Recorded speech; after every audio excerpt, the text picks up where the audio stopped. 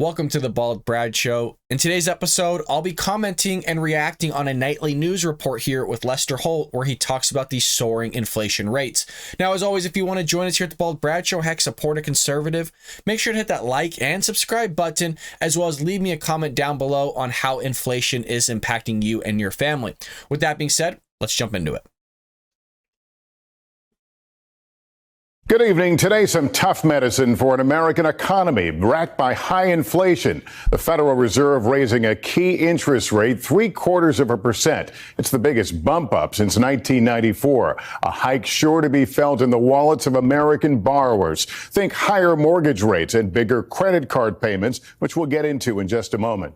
What's it all about? Well, the Fed hopes the increase will start putting the brakes on inflation, which is running at 40-year highs. Gas, food prices, you name it, it's all soaring. I would like to point out, too, again, we're going to be commenting on all the stuff that's being said here and taking place. Bloomberg just came out with a report and said they're looking at 72% chance of a recession hitting before Q1 of 2024. So a lot of people, and I think kind of the stock market's showing it, that a lot of us think that we're heading into a recession, and I personally think it's going to hit by the end of this year. Ben Shapiro kind of have a similar analysis, as well as Steven Crowder and many other conservatives. Like the news today, the market's rallying on the Fed announcement. Policymakers weighing future increases while trying to steer around the risk of a recession. Let's tell you what you need to know about all this, starting with Tom Costello. For days, the Fed has telegraphed that it would go big today after acknowledging it should have acted sooner to rein in inflation. Today's 0.75 point rate hike is on top of two smaller hikes earlier this year. We at the Fed understand the hardship that high inflation is causing. We're strongly committed to bringing inflation back down. By raising rates and the cost of borrowing from mortgages and car loans to big business loans, the Fed hopes to cool the economy without pushing it into recession. Inflation now running at 8.6%, the highest since 1981, and Americans are getting squeezed. To make ends meet. I want to pause it there because there is a fine line with what the Federal Reserve is doing of you going too much in terms of interest rates or you going too little in terms of interest rates. Either way, you could dip into a recession. So it's very, very hard to kind of find that fine balance. And like I said, if you look historically, the way that interest rates are going and also the unemployment rates is that type of combination tends to lean towards a possibility of a recession rather than it not be. So that's also a huge deal with what's going on. And also you had the Federal Reserve chairman saying, hey, we should have acted sooner. Yeah. If you looked at the graph, I believe it was 2020 or somewhere during Trump's term, you had almost a vertical decline of interest rates where I think they were at like -2% or something along those lines. Well, you should have at least kept it somewhat stabilized. I understand the economy was kind of booming and doing extremely well at that time, but you should have saw where we were going, especially heading into COVID, heading into kind of the stimulus checks that were being pumped out. That should have already been the conversation, kind of enacting those interest rates around that time. I understand it wouldn't look good, right? Because people's wallets are already hurting. You don't want to increase interest rates that way, where people need to go out and maybe take out credit because they don't have a job. They're not able to pay for certain things because, hell, they couldn't go to work. But still, at the same time, now we're dealing with this inflation, which is now impacting low earners, which is what I'm expecting this to get into right now with talking about this teacher. Louisiana special ed teacher and single mom Christina Seal is now selling her plasma to earn an extra $600 a month. It's something that I have to do in order to keep my family afloat, in order to make sure that there is enough food to go around and the lights are on and I've got gas in my gas tank. Christina says her monthly bills have nearly doubled. A tank of gas from $40 to $90 a week. Utility bills from $180 to $300. Groceries from $150 to $300 a week. Now she's turning to a local food bank for help. If she's only spending $150 and honestly even $300 a week, if you look into the average price of a household in terms of how much they spend, that's actually honestly even really good itself. So if she's spending with a family, I don't know if it's just her and her son or how many kids this person has, $150 to $300 in that range is remarkable. So it seems like this person is very good at budgeting. I would have expected, honestly, around $500-600 for food. But these prices obviously have increased. But it's all Putin's fault, you guys. This isn't Biden's fault. This isn't the Federal Reserve's fault. This isn't anybody's fault. It's not the oil industry's fault. It's all Putin's fault. Remember that, because that's what we're told by the White House day in and day out.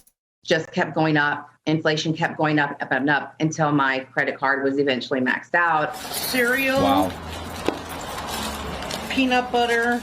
At the Loaves and Fishes food pantry in Los Angeles, Brenda Hakimian says she no longer feels a part of the middle class. There's either extreme rich or extreme poor, and the rest of us just kind of fall through the cracks. Meanwhile, with nearly every American watching more of their paychecks sucked into their gas tank, the national average now $5.01 a gallon, President Biden today accused U.S. oil companies of profiting off the pain at the pump, with oil refining capacity down 3 million barrels a day since 2020. In a letter to 7 oil CEOs, Mr. Biden writes, at a time of war, refinery profit margins well above normal being passed directly onto American families are not acceptable.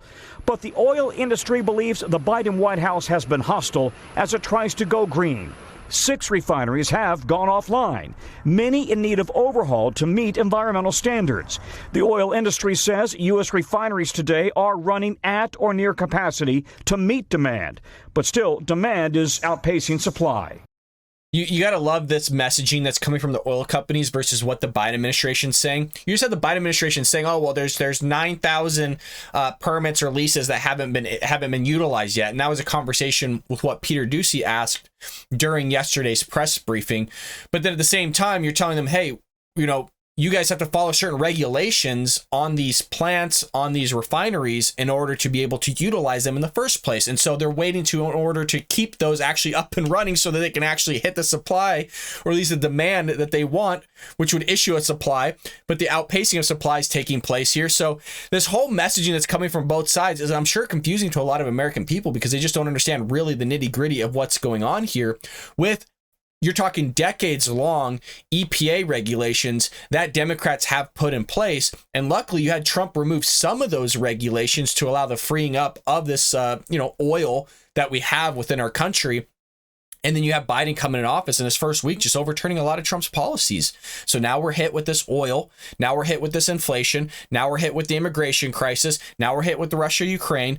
What's next in this country? Is it going to be China invading Taiwan? Because that's a high possibility. That's been breaking news, for the last at least month and a half here. And Tom, continuing supply chain problems, I know, are one of several factors the Fed says is driving this inflation.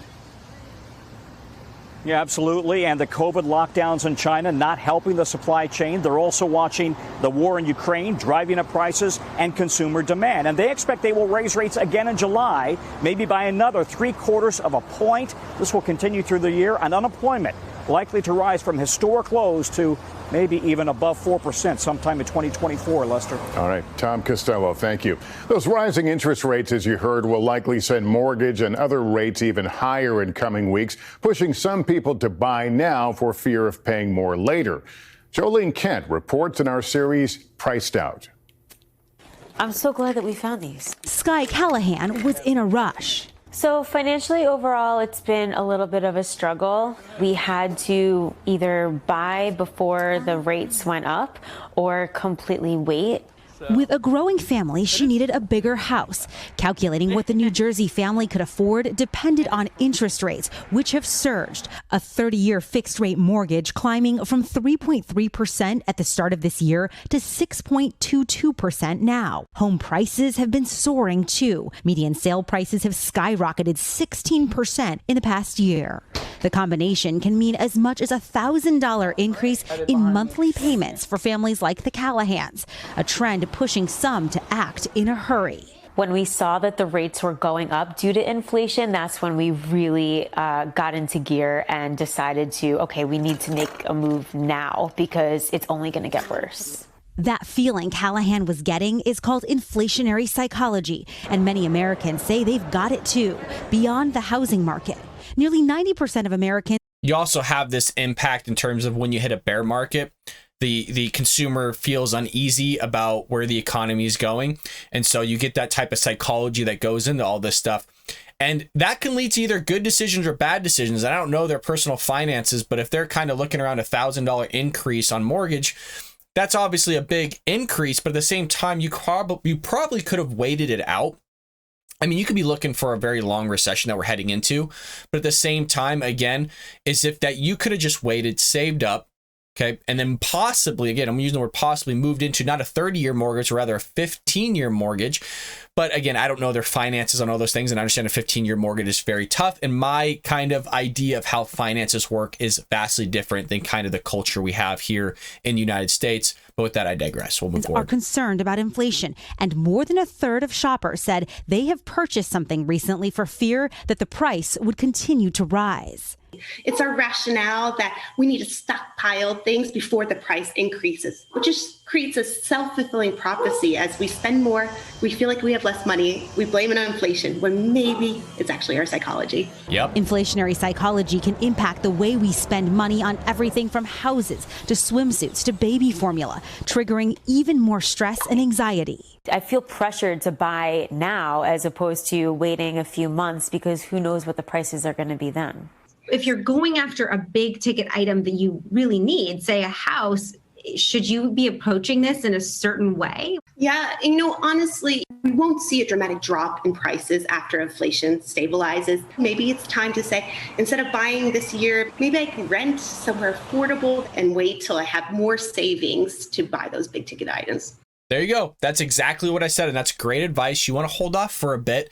Again, interest rates are always going to fluctuate. Granted, I think there's a conversation we had of we don't know how long this interest rate increase will go on for, thus also the recession. And I love that comment that she made here of saying, hey, prices aren't going to drop just immediately after the recession's over or after they stabilize the economy, stabilize inflation. We don't even know if some of these prices are going to drop ever. And the reason why I say this is you have the left, the progressive left, constantly pushing these higher wage hikes. Oh, we need more money, right?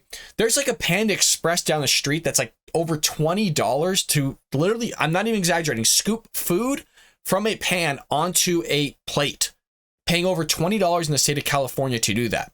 And they can't fathom why that food has gone up 16%. They can't fathom why certain things are increasing. They can't fathom why when you go to Walmart, things are more expensive. Well, that person that's just walking around the store with the broom sweeping is getting paid $25 an hour. Where do you think the money comes from? But again, I'm saying that's one variable of many that go into this inflation hike. And it's also interesting, the psychology. You have almost a reversal of psychology where you don't have money.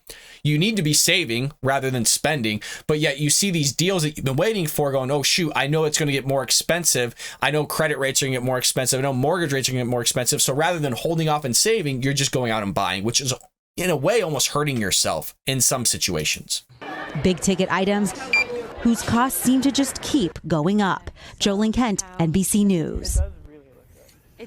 Of course, it's not just soaring home prices and mortgage rates. So many factors are combining into an economic picture painful for many Americans. High gas prices are contributing to the 8.6% inflation rate that shoppers are all too familiar with. Markets are down substantially. The Dow has dropped more than 16% since the start of the year, though closing up today, as we noted earlier.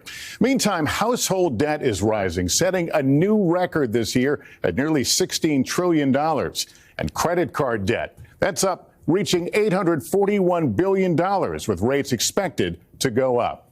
Joining me now is CNBC's senior personal finance correspondent, Sharon Epperson. By the way, those numbers is not a good thing. And I've talked about this a lot, even in my finance course, and I kind of tend to lean towards more of a Dave Ramsey style of budgeting and a Dave Ramsey style of, live like no one else to be able to live like no one else. That's why I work around 3 jobs. But a lot of people, they'll take out credit. They'll put stuff on credit. I understand people have kids. That's something that needs to be budgeted for. That's something that needs to be planned for and thought out. I know a lot of people don't think that way nowadays. If you can, you should be working multiple jobs at this point. If you're not working multiple jobs and you don't have kids, what are you doing? Maybe you can afford it. Maybe you can't. But that's more money that goes in your pocket if you're able to get a second job. I don't have to work a second job, but I still decide to do it because I know that's more money in my pocket later. Can save up for a house, can do a 15-year fix, buy a car cash. All those things, if you start saving up early, it's going to take years, sometimes a decade to get to that goal. But if you start planning now, then you can just pay for cash rather than doing a lot of this stuff on credit that you're seeing people do. I understand everybody's situation is different. I'm merely making a point that it's not a good culture that we're creating by just constantly taking out debt as a society rather than just paying for things cash or paying for things with a debit card, which is virtually the same thing, that you can actually afford. We're putting TVs on credit. We're putting our groceries on credit. We're putting all these things on credit where it's like maybe we need to figure out our certain budgeting and life situations before we go do those things. Sharon, what are you telling people they can do right now?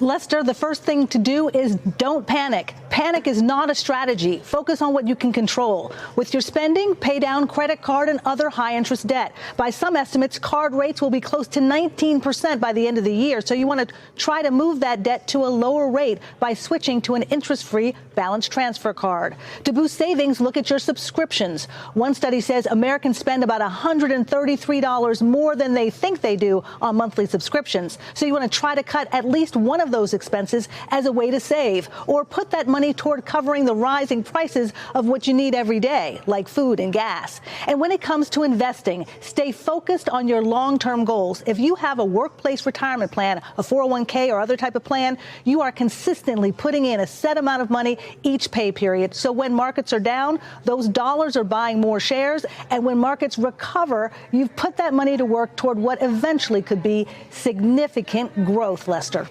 I think those, and there was a study that was done on this, I think on average, those that actually start putting in more money during a bear market when prices are going down, like we're seeing right now, tend to see about a 22 to 25% increase on their 401k. So there is a lot of thought. Obviously, we have around 100 years of data on this stuff. We've had a lot of market fluctuations. So now is a good time to kind of buy and get more into that if you can. If you need to increase your 401k, and you can do that, and not have to take out all this credit like you see people are doing, that's something that's recommended. I'm not giving investing advice. It's just something that I would do because you can get a lot more stuff for cheap. And we know that the market's going to bounce back at some point. And even though it's gone down, you haven't recognized the loss yet. And this kind of goes in that whole thing with, I think it was Elizabeth Warren, that knucklehead, wanted to do a capital gains tax, an unrealized capital gains tax to be more specific. So all those people that made money on Bitcoin, all those people, all of us were killing it in the market with our 401k, seeing some crazy numbers, especially when Trump was in office, have lost a lot of those gains as well.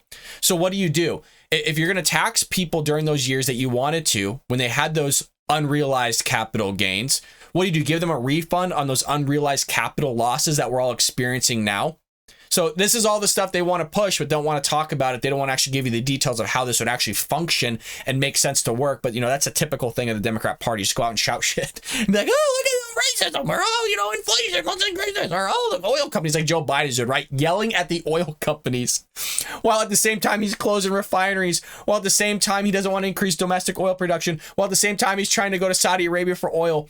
This is this party. And you know what? We in a sense, I'm talking about it casually because it's kind of like I knew what to expect with this knucklehead in office. We've had Democrat after Democrat after Democrat spew their nonsense all over social media, all over the internet. So we know what to expect when we have these people come in office, but for some reason they still get voted in. And I mean, I get it, in a way, the Democrats can't handle a little bit of some tweets coming from Donald Trump, but, they would rather sacrifice what we're going through right now to not have Donald Trump in office. That's how crazy these people are. They would rather sit through inflation like we are now. They would rather have higher mortgage rates. They would rather have high credit card interest rates. They would rather have increased grocery prices. They would rather have increased gas prices. They would rather have illegal immigration going through the roof. They would rather have all these things going on foreign policy. They would rather buy their gas from Saudi Arabia. They would rather do all these other things. They would have every possible situation that's terrible for our economy, terrible for the American people, than have Donald Trump in office. This is the way these people think, folks. It's absolutely nuts. But I do have a question for all of you. And again, I need to know this down in the comments. Your help would be greatly appreciated. I've always emphasized this. Yes, I'm a teacher, but I was also a public accountant for a lot of years. Do you want me to go further in depth on these things like inflation, like the stats? Again, I'm a stats teacher. Do you want me to go through all these numbers and show you graphs and stuff? Are you guys interested in that, or is that just boring? I want to get a feel of what the Bald Bradshaw viewer wants, and we can definitely cater to that. I know a lot of people want to know more about the mortgage interest rates. How high are they going to go? Is 0.75% or 1/4% increase, is that really going to do anything in terms of inflation? What type of numbers are we talking about here? And looking at kind of record data and really see, and I'll give you a short synopsis, 1/4% is not really going to help much. Yeah, you saw a little bit of shift in the economy today, but you're going to see a lot more increases coming from the Federal Reserve here to combat this type of inflation. So you kind of heard him mention, and I think it was Lester Holt or somebody else saying, look, you're probably going to see another 1/4%, maybe a month down the road, maybe even higher than that. Again, they're trying to make up for what they didn't do before. So if you're interested in all that, let me know down in the comments below. And folks, I hope you're having a lovely week. With that being said, I will see you later here on The Bald Bradshaw.